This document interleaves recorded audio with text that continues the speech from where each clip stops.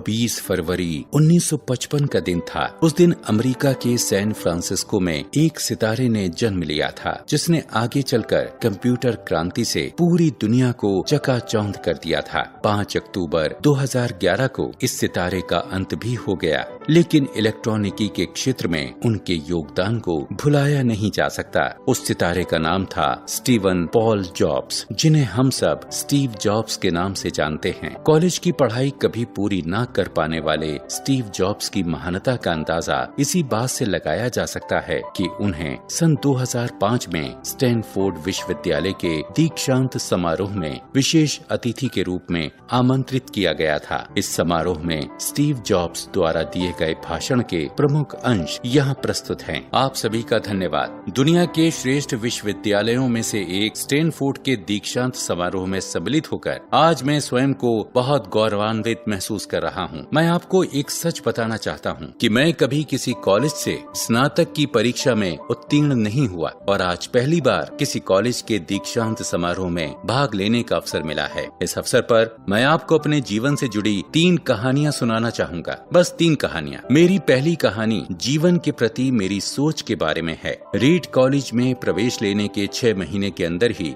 मैंने पढ़ाई छोड़ दी थी। कारण यह था कि 6 महीने बाद मुझे इस पढ़ाई का कोई महत्व समझ में नहीं आया। मुझे कुछ भी पता नहीं था कि मैं अपने जीवन में क्या करना चाहता हूँ और कॉलेज किस प्रकार से इसमें मेरी सहायता करेगा। इसके बावजूद मैं अपने माता पिता के जीवन भर की कमाई खर्च कर रहा था, इसलिए मैंने कॉलेज छोड़ने का निर्णय लिया। सोचा जो होगा अच्छा ही होगा। उस समय तो यह सब कुछ मेरे लिए काफी भयावह था, पर आज जब मैं पीछे मुड़कर देखता हूँ तो मुझे लगता है कि यह मेरी जिंदगी के सबसे अच्छे निर्णयों में से एक था।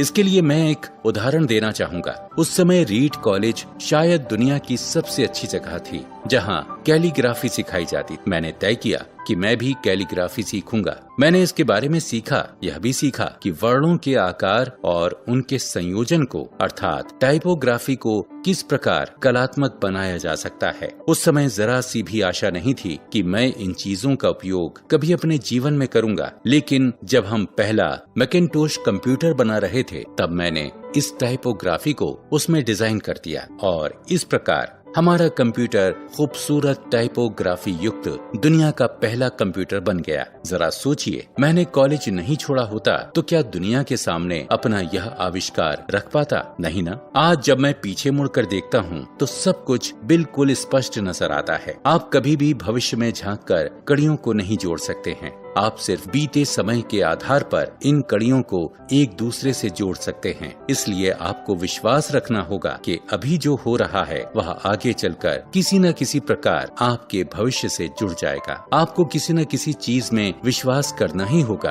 अपनी क्षमता पर, अपने भाग्य पर, अपनी जिंदगी या फिर अपने कर्म पर। मेरी दूसरी कहानी जीवन में कुछ पाने और खोने के बारे में है। मैं जिस चीज को चाहता था वह मुझे जल्दी ही मिल गई। मेरे मित्र वोज़नियाक और मैंने सन 1976 में अपने अभिभावक के गराज से एप्पल कंपनी की शुरुआत की थी। तब मैं लगभग 20 वर्ष का था। हमने बहुत मेहनत की और 10 वर्षों में एप्पल 2 लोगों से बढ़कर 4000 लोगों की कंपनी हो गई और इसकी पूंजी $2 बिलियन के करीब पहुंच गई। अब हमने एक ऐसे योग्य आदमी को रखने के बारे में सोचा जो हमारे साथ कंपनी को आगे बढ़ाए। इसके लिए पेप्सी कोला के विपणन विशेषज्ञ जॉन स्कली को एप्पल कंपनी का अध्यक्ष नियुक्त किया। पहले 1 वर्ष तक सब कुछ सामान्य रूप से चला, लेकिन इसके बाद कंपनी के भविष्य को लेकर हम दोनों में मतभेद होने लगे। हालात ऐसे बने कि मुझे एप्पल कंपनी छोड़नी पड़ी, जो मेरे पूरे जीवन का केंद्र और लक्ष्य थी। वह अब मेरे लिए समाप्त हो चुकी थी। मुझे सचमुच अगले कुछ महीनों तक समझ ही नहीं आया कि मैं क्या करूं। मैंने निश्चय किया कि यह सब कुछ इतनी आसानी से विफलता के रूप में स्वीकार न करूं। मुझे लगा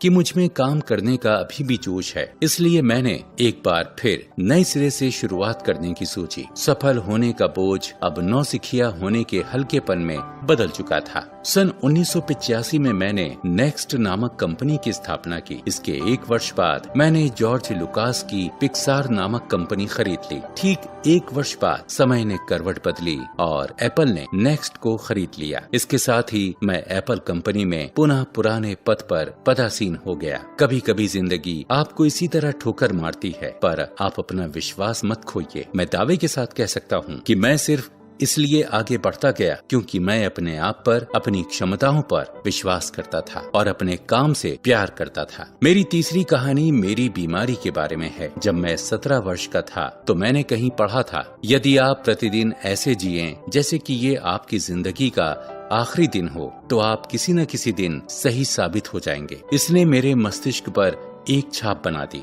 इसके बाद मैं हर सुबह उठकर शीशे में अपना चेहरा देखता हूँ और स्वयं से प्रश्न पूछता हूँ, यदि यह मेरी जिंदगी का आखिरी दिन होता तो क्या मैं आज वह करता जो मैं करने वाला हूँ? और जब लगातार कई दिनों तक जवाब नहीं में होता है, तब मैं समझ जाता हूँ कि कुछ बदलने की जरूरत है। मुझे कैंसर हुआ, मेरी सर्जरी हुई और सौभाग्य से अब मैं ठीक हूँ। मौत को इतने करीब से मैंने इससे पहले कभी नहीं देखा। यह सब देखने के बाद मैं और भी विश्वास के साथ कह सकता हूँ कि मृत्यु अवश्यम भावी है। आज तक इससे कोई नहीं बचा है। यह अलग बात है कि कोई मरना नहीं चाहता, यहाँ तक कि जो लोग स्वर्ग जाना चाहते हैं वे भी नहीं। फिर भी मौत वह मंजिल है जहाँ हम सब पहुँचते हैं और ऐसा ही होना चाहिए, क्योंकि शायद मौत ही इस जिंदगी का सबसे बड़ा आविष्कार है। यह जिंदगी को बदलती है, हमारी सोच के ढंग में बदलाव लाती है। यह आभास दिलाती है कि आपका समय सीमित है, इसलिए जिंदगी को व्यर्थ मत जाने दीजिए। बेकार की सोच में मत फंसिए। अपनी जिंदगी को दूसरों के हिसाब से मत चलाइए। दूसरों के विचारों के शोर में अपने अंतर मन की आवाज को,